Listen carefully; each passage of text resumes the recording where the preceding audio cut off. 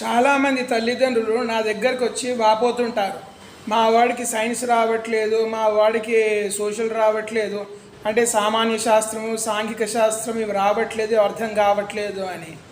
చాలామంది ఎంతసేపు ఆ ప్రశ్నపత్రం రాసిన తర్వాత జవాబు పత్రంలో అంకముల కోసం అంటే మార్కుల కోసమే తాపత్రయపడుతూ ఉంటారు. కానీ మెదడు యొక్క గ్రాహ్య శక్తిని పెంచుకోవడంపై శ్రద్ధ చూపరు. అసలు విద్యార్థి యొక్క వైఫల్యం ఎక్కడ ఉన్నది అంటే, ఒక విషయం అర్థం కావట్లేదు అంటే వాడి మెదడు యొక్క గ్రాహ్య శక్తి కావలసినంత లేదు అని అర్థము. అంటే ముందు విద్యార్థి మెదడు యొక్క గ్రాహ్య శక్తిని పెంచిన తర్వాత వాడికి ఏ విషయాన్ని చెప్పినా వాడికి అర్థమవుతుంది.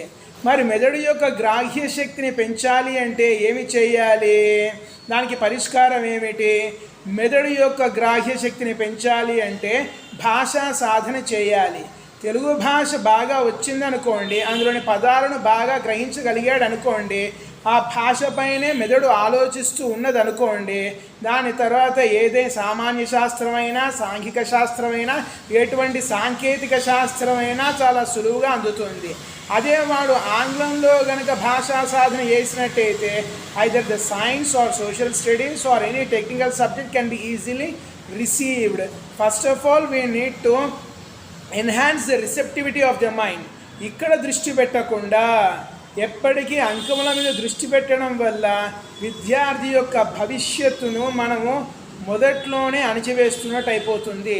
అంటే వాడికి ఏదో ఉద్యోగం దొరుకుతుందేమో కానివ్వండి, వాడి మెదడు యొక్క గ్రాహ్య శక్తి సరిగ్గా లేకపోవడం వల్ల జీవితాంతం వాడు అదే ఘర్షణకు మానసిక ఘర్షణకు గురవుతూ ఉండాల్సి వస్తుంది. అందుకే ఇక్కడ ఎంత చదివాడు అన్నది కాదు ముఖ్యము, ఎంత బాగా అర్థం చేసుకోగలుగుతున్నాడు, ఎన్ని పదాలు వాడి మెదడుకు చేరాయి, ఎన్ని పదాలను విశ్లేషించగలుగుతున్నాడు అనేది ముఖ్యము.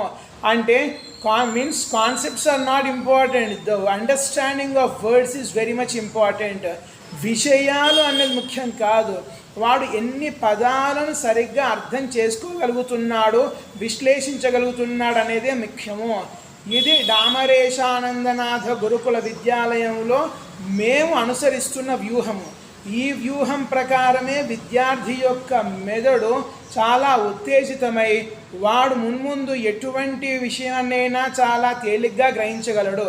మొదట్లో కొంచెం కష్టం అవుతుండొచ్చు పదాలను పట్టుకోవడంలో, కానీ ఒక్కసారి పట్టు సాధించాడు అనుకోండి, దాని తర్వాత వాడు పరిగెత్తుతూ ఉంటాడు. జై శ్రీరామ, జై శ్రీకృష్ణ.